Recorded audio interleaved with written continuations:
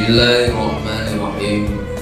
Qala al-mu'allif rahimahullahu ta'ala wa nafa'ana bihi wa bi'ulumihi wa amaddana bi asrarihi wa a'ada 'alaina bi barakatihi amin ya rabbal alamin. Bismillahirrahmanirrahim. Alhamdulillahi rabbil alamin wa salatihi wa salamihi ala sayyidina Muhammadin asyrafil mursalin wa khatamin nabiyyin wa ala alihi at-tayyibin wa ashabihi at-tahirin ajma'in, amma ba'd.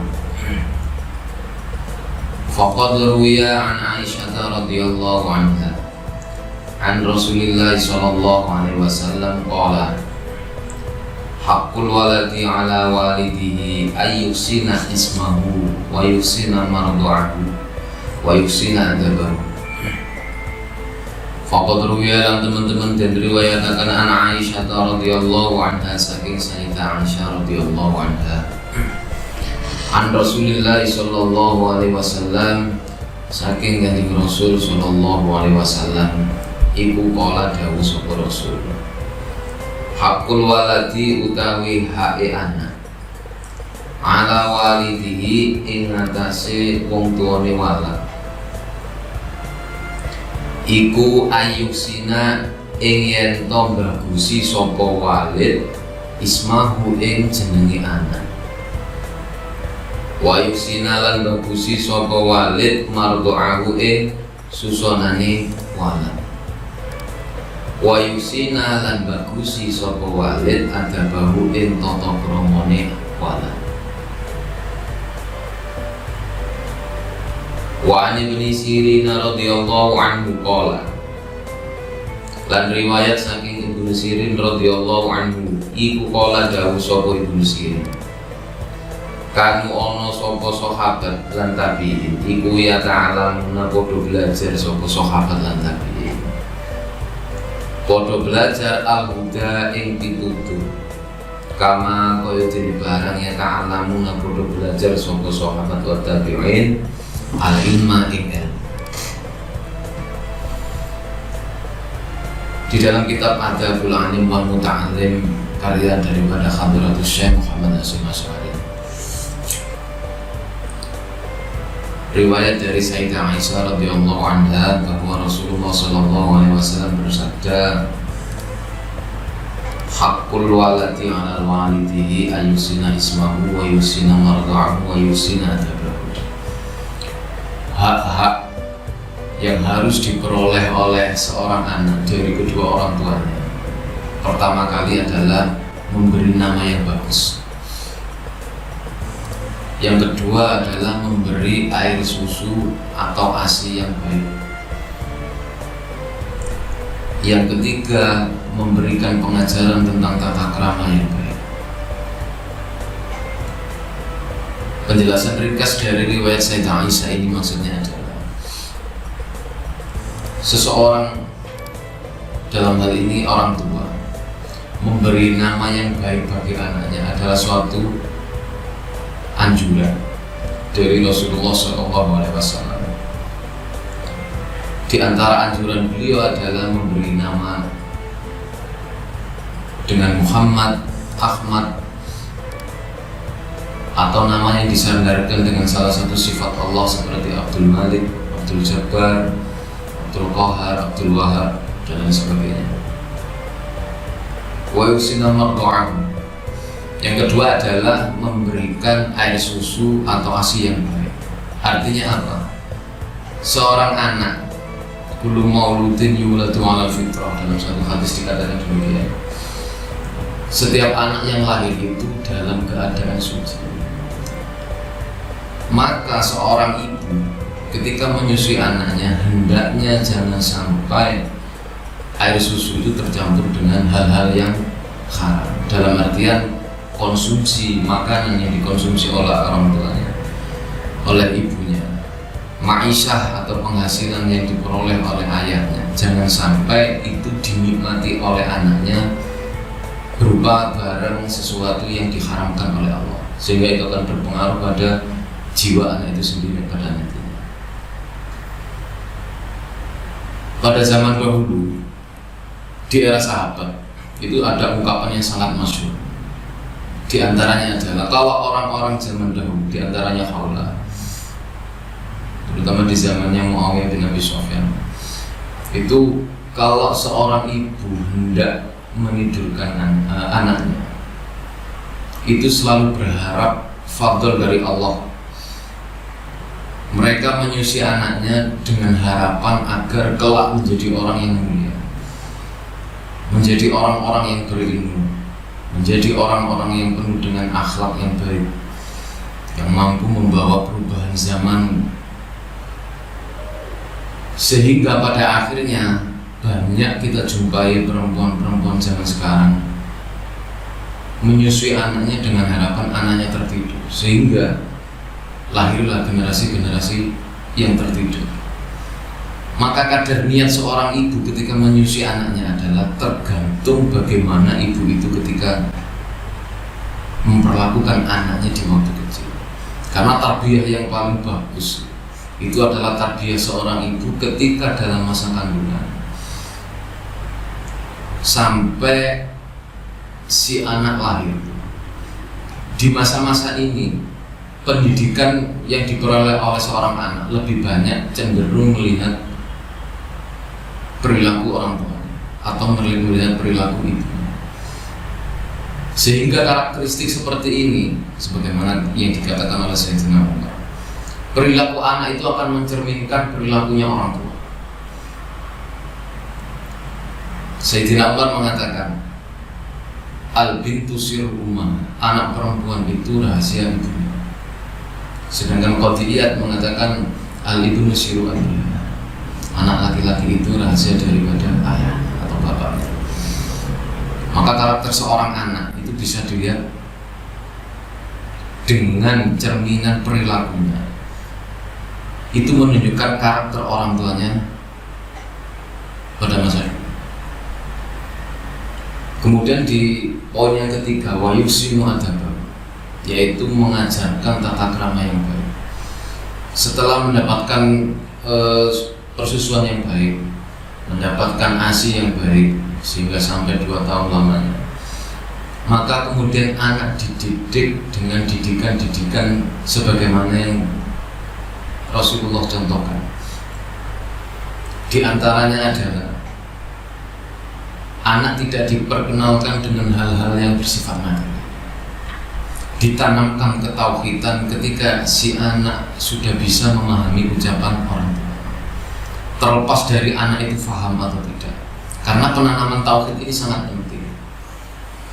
Apa yang sering didengar oleh si anak itu akan semakin membekas, itu akan semakin terngiang di benaknya, sehingga pada masa kemudian itu akan menjadikan bekal bagi si anak untuk ingin tahu lebih jauh apa yang pernah ia terima ketika waktu kecilnya dulu. Kemudian pada riwayat selanjutnya yang dijelaskan oleh Ibnu Sirin bahwa para sahabat dan terutama murid-murid sahabat, yaitu para tabi'in dan tabi'in, bahwa generasi inilah yang dikatakan oleh Rasul generasi terbaik. Karena apa? Para sahabat dan tabi'in, mereka lebih banyak cenderung belajar untuk memahami agama ini. Pertama kali dengan akhlak dan adab yang baik. Sehingga tidak heran dalam riwayatnya Ibnu Jauzi dalam kitab Qawiyatun Nihaya fi Tabaqatil Qurra pada jilid 1 halaman 339,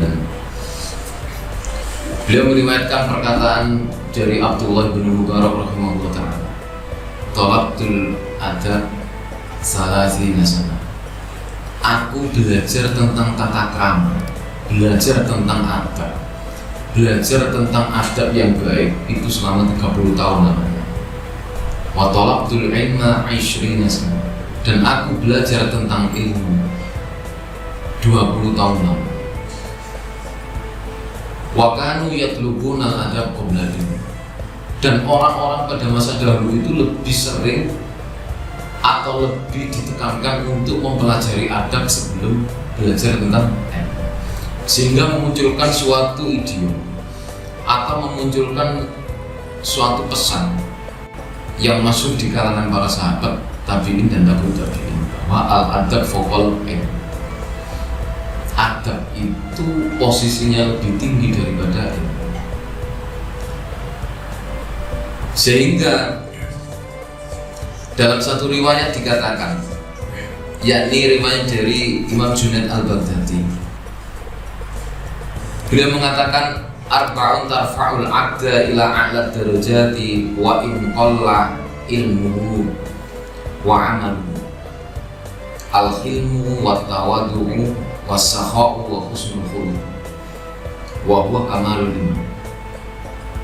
Ada 4 hal yang dapat mengangkat derajat seseorang menjadi luhur di dalam pandangan Allah, dan itu merupakan dari kesempurnaan iman.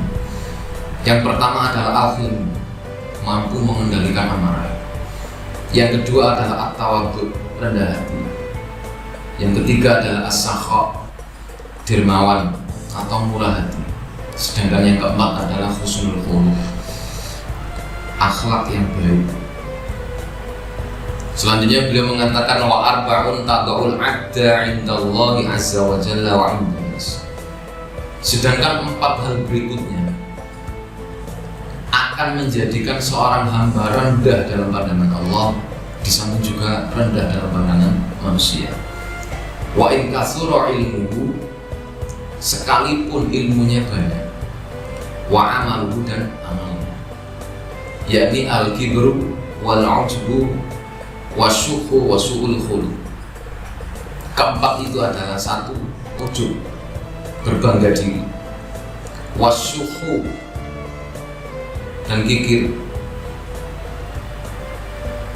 al-kibru, sombong, dan wasu'ul khuluq, akhlak yang buruk. Keempat hal inilah yang menjadikan manusia rendah dalam pandangan Allah, di samping rendah pula dalam pandangan manusia. Nauzubillah min dzalik. Wa anil Hasani al-Basri radhiyallahu anhu qala, lan riwayat saking Al-Hasan al-Basri radhiyallahu anhu, iku qala dawuh sapa Hasan al-Basri, in kana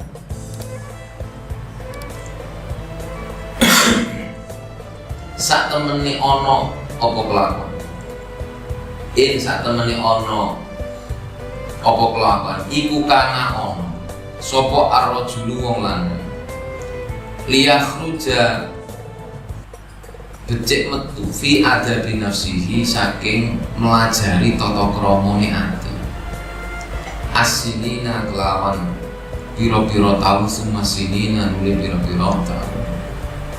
Artinya apa? Orang yang ingin mempelajari yang akhlak yang baik, yang itu kemudian tertanam dalam jiwanya, tertanam dalam hatinya, sehingga cerminan dari akhlak itu memunculkan perilaku yang baik dari perilaku-perilaku lahiriah. Maka proses ini akan dilalui selama beberapa tahun, tidak cukup sehari dua. Mempelajari akhlak itu tidak cukup sehari dua,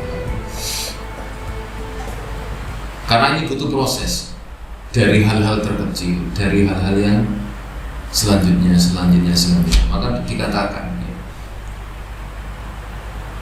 Allah itu akan memberikan anugerah-anugerah yang besar selama si hamba itu mampu merawat anugerah-anugerah yang sepele. Dalam hal ini akhlak. Makanya dalam beberapa kitab dikatakan di antara adab ahli ilmu adalah 1, dia memperhatikan akhlaknya, cara dia berbusana. Ketika memakai sandal, kaki kanannya dulu. Ketika masuk kamar mandi, kaki kirinya dulu. Keluar, kaki kanannya dulu. Berjalan dengan kepala agak tertunduk. Hal seperti inilah yang jarang sekali diperhatikan. Kita mungkin semua tahu bahwa adab-adab seperti yang kita sampaikan barusan itu banyak kita dengar, tapi dalam aplikasi keseharian itu jarang kita praktekkan. Ini fakta yang sering kita jumpai. Bahkan dalam satu riwayat diceritakan, Ibrahim bin Adham, salah seorang aulia yang mustajabud doa, itu suatu hari pernah mengalami selama 3 hari. Dia tidak bisa membaca Al-Quran dengan khusyuk. Dia tidak merasakan sholat dengan nikmat. Dia tidak pernah merasakan ibadah-ibadah lain dengan nikmat. Apa pasal? Ternyata pada suatu malam ketika beliau tertidur, beliau bermimpi. Ada hatif yang mengatakan begini, wahai Ibrahim, tahukah kamu apa yang menyebabkan sampai terjadi pada dirimu keadaan-keadaan yang kamu alami itu? Ketahuilah bahwa apa yang kamu alami itu karena suatu hari ketika kamu masuk ke kamar mandi, kamu lupa kamu masuk dengan kaki kanan terlebih dulu. Karena itulah engkau merasakan apa yang kamu rasakan sekarang ini.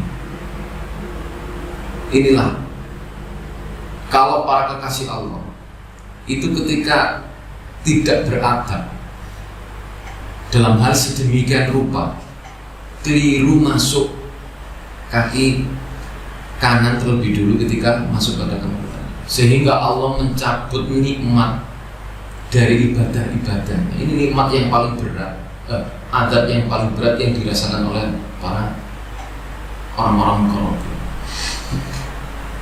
Sehingga apa yang dialami Ibrahim bin Adham ini merupakan contoh bahwa adab yang kecil itu akan mengantarkan pada anugerah-anugerah yang besar. Kalau adab-adab seperti itu dirawat, bagaimana cara kita berjalan, bagaimana cara kita berpakaian, bagaimana cara kita berjalan, bagaimana cara kita memakai sandal, masuk rumah, masuk masjid, keluar masjid, semuanya diruntut. Itu hal-hal yang sering kali kita lupa.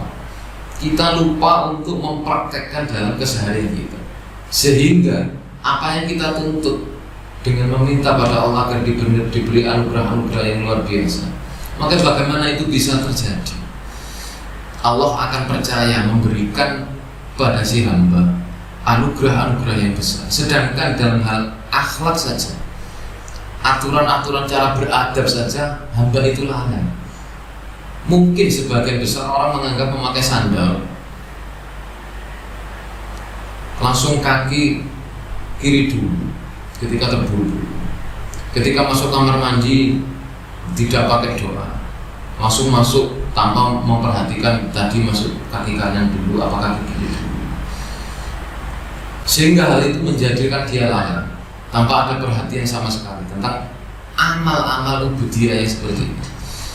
Maka bagaimana bisa Allah akan percaya memberikan anugerah-anugerah yang besar?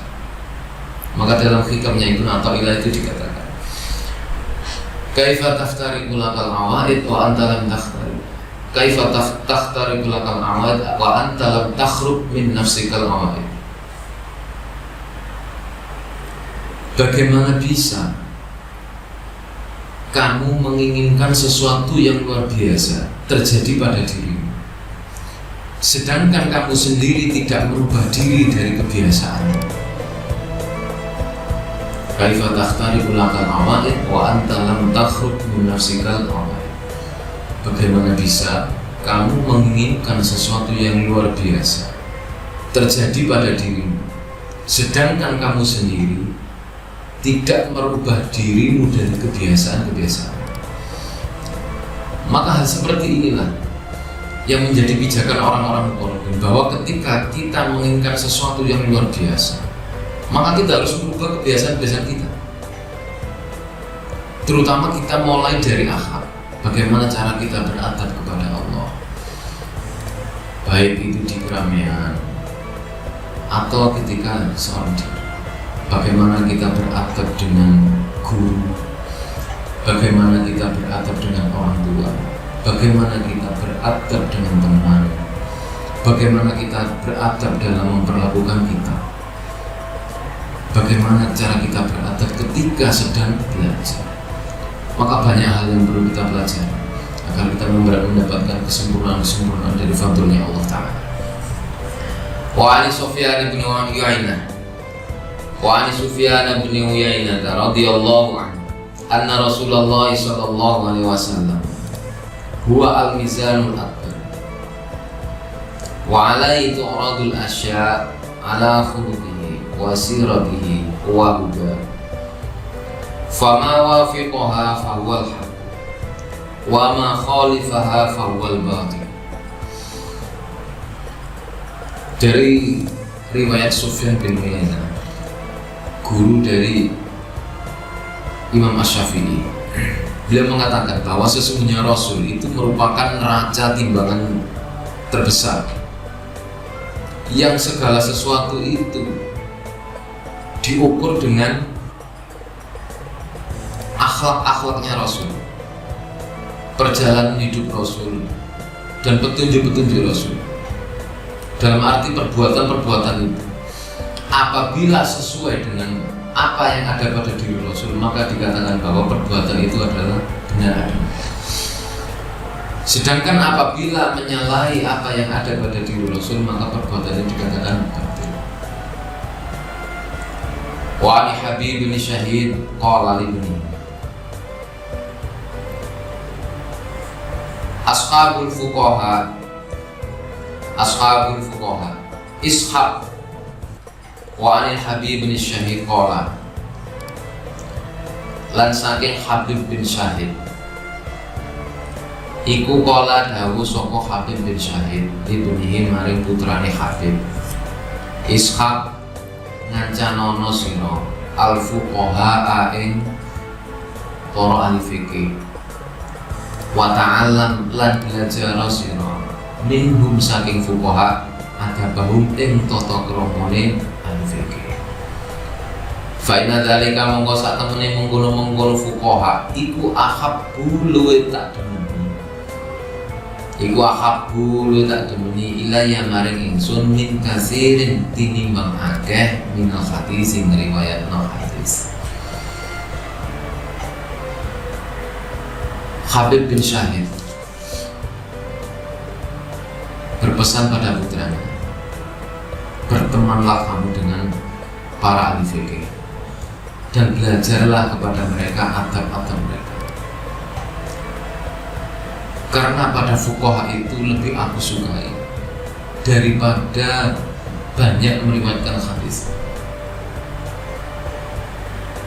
Apa yang dikatakan oleh Habib Asy-Syahid ini, kalau kita merujuk pada riwayat-riwayat sebelumnya,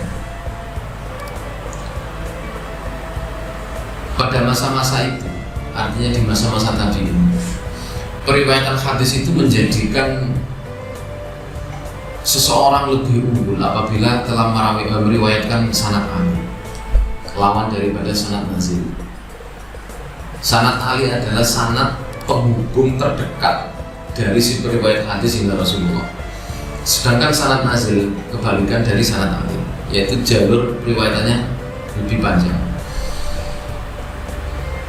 Maka kecenderungan para ahli hadis di masa itu untuk mencari hadis dengan sanad ali, sanad terpendek, itu menjadi favorit tersendiri daripada mencari hadis dengan riwayat nazil atau riwayat yang panjang. Untuk menghubungkan sampai pada Rasul membutuhkan beberapa rijalul hadis, sehingga kemudian dalam Ihya Imam Ghazali di bab riya itu disindir, termasuk dari riya adalah cenderung untuk meriwayatkan hadis dengan sanad ali daripada sanad nazil. Artinya apa?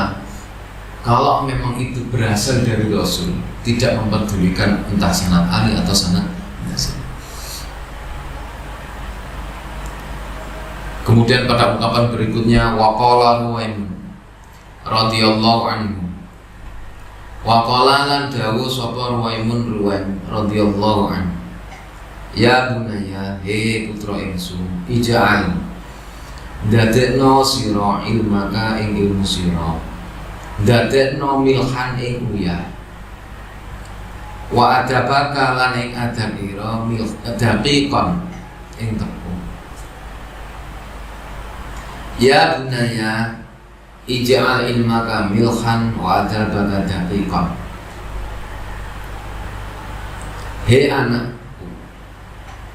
jadikanlah ilmumu itu seperti garam dan adab-adabmu seperti tepung. Maksudnya adalah jadikan ilmumu itu garam, bisa memberikan rasa nikmat pada orang yang mendengarnya, bisa memberikan rasa nikmat kepada orang yang berguru kepada kita, bisa menenangkan orang yang bertanya kepada kita. Dalam artian sehingga ilmu itu seperti garam, bisa mewarnai kehidupan orang lain menjadi lebih baik. Dan jadikan adabmu itu seperti tepung, artinya penuh dengan kelembutan. Karena antara ilmu dan adab ini tidak akan bisa pernah terpisahkan.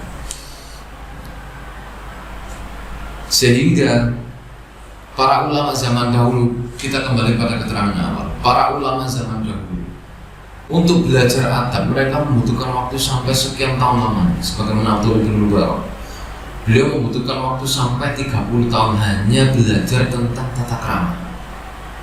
Tata krama berjalan, tata krama memakai baju, tata krama ketika masuk ke kamar mandi, tata krama ketika berhadapan dengan guru, tata krama ketika berbicara dengan guru, dan lain sebagainya. Itu beliau membutuhkan waktu selama 30 tahun. Baru setelah itu beliau belajar tentang ilmu. Dan beliau belajar selama 20 tahun, belajar tentang tafsir, hadis, riwayat fikih dan sebagainya. Maka di sini letaknya pentingnya adab. Sehingga kemudian pada riwayat berikutnya dikatakan waqala Ibnu Mubarak radhiyallahu anhu, nahnu ila qalilin minal adab ahwaju minna ila katsirin minal ilm. Kami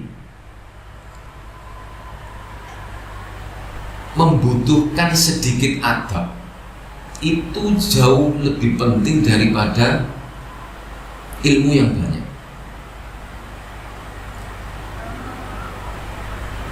Jadi adab itu bagaimanapun tetap dinomor-satukan. Karena ketika orang itu dalam segi batinnya sudah bagus, tata krama akhlaknya sudah bagus, cerminan-cerminan akhlaknya sudah bagus, maka dia ketika akan mempelajari suatu ilmu akan mendapatkan kemudahan.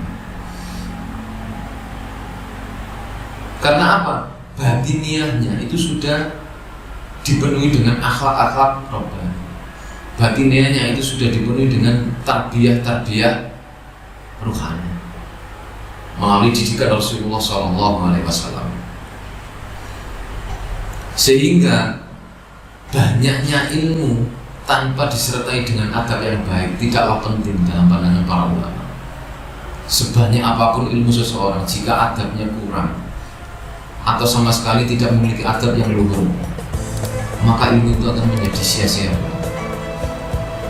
Sampai dikatakan kepada Imam Syafi'i, wa qila li imamina asy-Syafi'i radhiyallahu anhu, kaifa syahwatuka lil adab? Wahai Imam Syafi'i, bagaimana syahwatmu tentang belajar adab? Faqala asma'u bil khunfi minhu fayuwaddi a'dhari in laha isma'an tatana'am bi.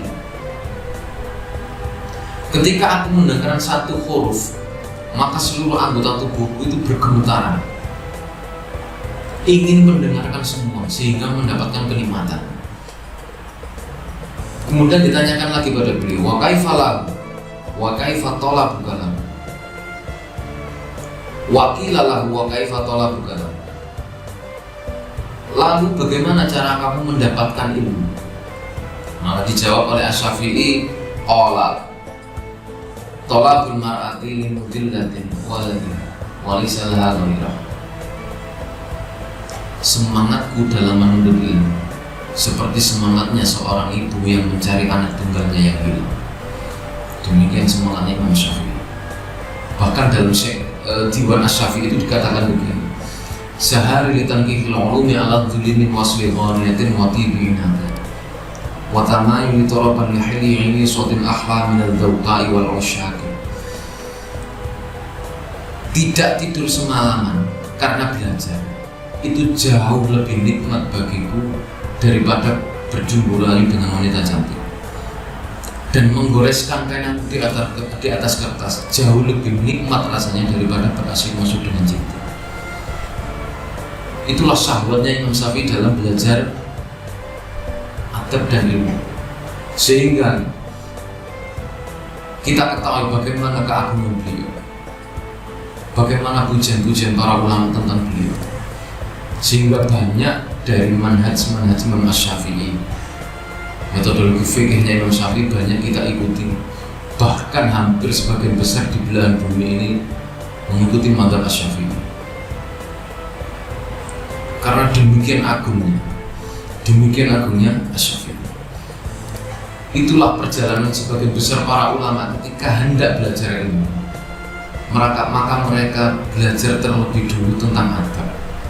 Belajar bagaimana cara menghiasi diri dengan kemuliaan perilaku yang baik, sehingga cerminan perilaku itu akan tampak buahnya atau efeknya pada perbuatan-perbuatan lain. Sebagaimana Al-Ghazali mengatakan, "Adz-dzahiru yadullu 'alal batin." Atau dalam satu makalah dari Imam Ar-Razi mengatakan, "Kullu ina'in yurassu ma fihi." Setiap wadah itu memercikkan isi di dalamnya. Kalau wadahnya itu berisi sesuatu yang buruk, maka percikannya pun akan terasa ketika tersentuh oleh kulit kita. Demikian pula orang itu kalau berakhlak buruk, jiwanya penuh dengan akhlak-akhlak tercela, akhlak-akhlak manusia, maka cerminan dari percikan itu, batinnya, akan tampak dari ucapan-ucapan, akan tampak dari perilaku-perilaku. Maka sudah seharusnya sebagai seorang pencari ilmu, sebagai seorang pengajar, sebagai seorang murid, atau apapun kita diperankan oleh Allah di muka bumi, hendaknya adab harus dinomorsatukan. Dimanapun kita berada, adab harus didahulukan. Karena itu cara paling mudah untuk menarik seseorang agar bisa mengikuti apa yang kita inginkan. Sepandai apapun kita, setinggi apapun ilmu kita, sedalam apapun pengetahuan kita, jika tidak dibarengi dengan akhlak dan adab yang luhur, maka semuanya akan hanya omong kosong belaka. Sehingga dalam satu riwayat kita mungkin mengenal yang namanya Al-Khwarizmi. Al-Khwarizmi itu termasuk pakar matematika. Suatu saat itu pernah ditanya tentang bagaimana keadaan seseorang. Maka dijawab oleh Al-Khwarizmi, kalau dia punya adab yang baik, beri dia angka 1. Kalau dia berharta, di samping beradab, berharta dan punya kedudukan, tambahkan angka 0 di belakangnya. Kalau dia punya nasab yang luhur, punya kehormatan di masyarakat, berikan tambahan 0 berikutnya. Kalau dia punya kelebihan dan keahlian, maka tambahkan angka 0 sehingga menjadi 1000. Akan tetapi apabila adabnya hilang, maka hilangkan angka 1 sehingga yang tersisa pada orang itu hanya 0 belakang.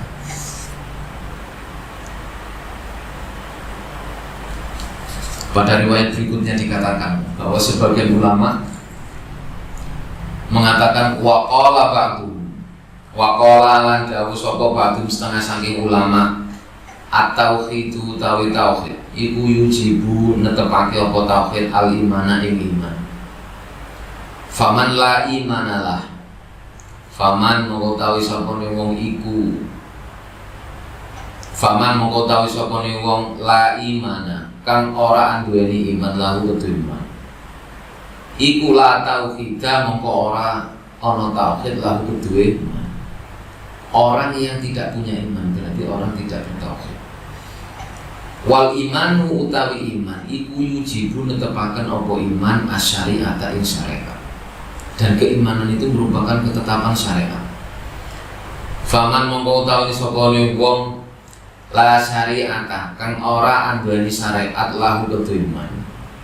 La imana iku la imana mongko ora duwe iman lahu kudu iman.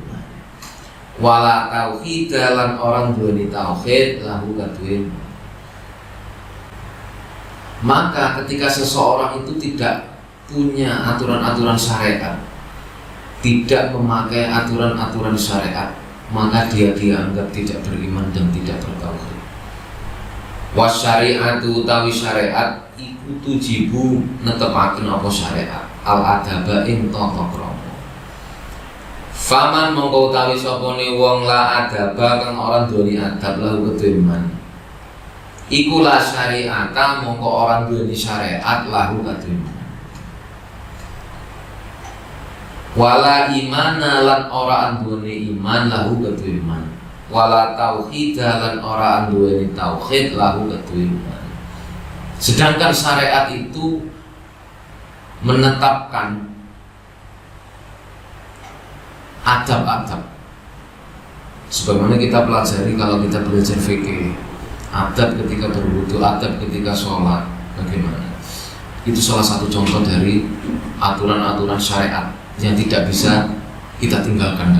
Makanya ada aturan syariat, ada adab syariat, adab-adab syariat. Sehingga orang yang tidak punya adab, maka dia tidak dikatakan tidak bersyariat. Maka dia bukanlah orang yang bersyariat, bukanlah orang yang punya iman, dan bukan pula orang yang bertauhid. Nauzubillah min dzalik. Fadhihi mongko utawi iki kakulluha ya sekabehane iku nususun pira-pira nasolihatun kang wis jelas. Wa aqwalun lan pira-pira dawuh ayatun kang kuat binuril ilhami kelawan cahayane ilham mufsihatun kang nerangake bi'uluwi makanatil adabi kelawan luhure kedudukane tata krama musarrihatun kang jelasaken bi anna jami'al a'mali kelawan satemene sekabehane pira-pira penggawe amal ad-diniyati kang bangsa agama iku qalilatun iku qalbiyatun bangsa ati bi anna jami'al a'mali kelawan satemene sekabehane pira-pira penggawe ad-diniyati kang bangsa agama iku qalbiyatun bangsa ati kanat kang ana apa amal au badaniyatun bangsa awak au badaniyatun bangsa awak au qawliyatun utawa bangsa pengucap au fi'liyatun utawa bangsa penggawe iku layu tabaru ora den gilang-gilang apa sayun suwiji-wiji mina saking amal illa ingkana kejaba lamun ono apa amal iku makhfufan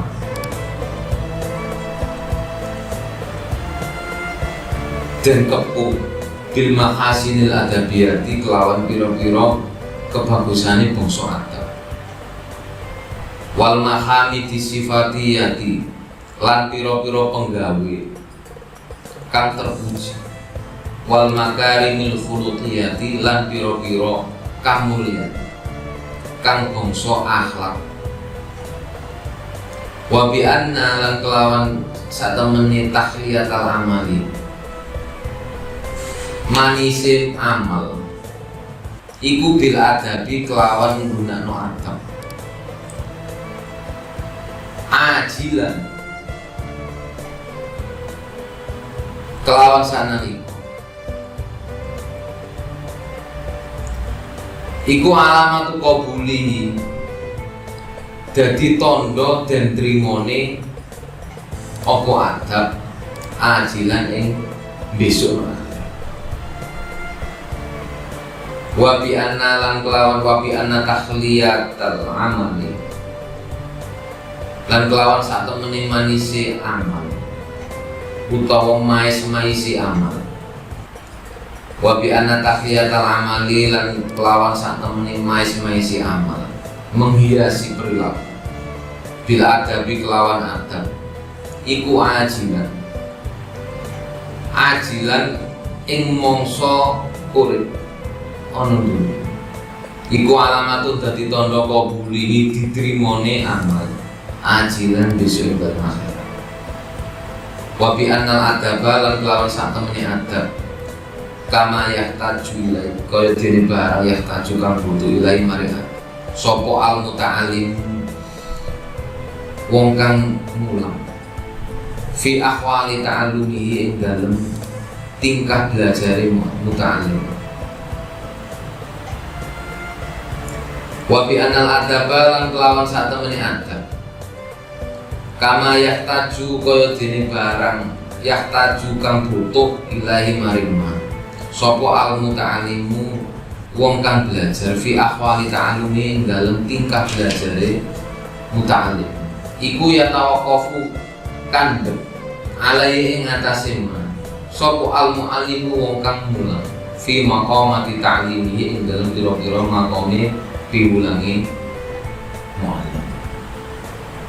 Jadi kesemua penjelasan dari riwayat-riwayat ini adalah penjelasan dari nas-nas yang soleh, nas-nas yang jelas, dari ucapan-ucapan yang sangat mulia sekali yang berasal dari cahaya ilham Rabbani, yang menerangkan tentang tingginya kedudukan akhlak, tingginya kedudukan adab, baik itu yang bersifat qalbiyah atau yang bersifat badannya berupa amal-amal lahir ataupun amal-amal batin.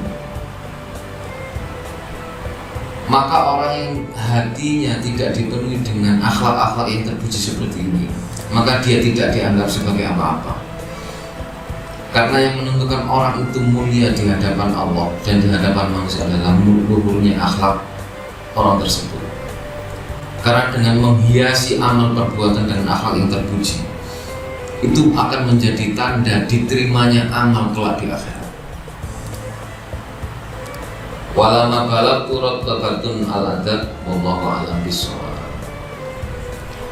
Rabbi fanfa'na bi barakatihim wahdinal husna bi hurmatihim wa amitna fi tariqatihim wa mu'afatihim minal رب فانفعنا ببركتهم واهدنا الحسنى بحرمتهم وأمتنا في طريقتهم وموافاتهم من الفتن رب فانفعنا ببركتهم واهدنا الحسنى بحرمتهم وأمتنا في طريقتهم وموافاة من الفتن.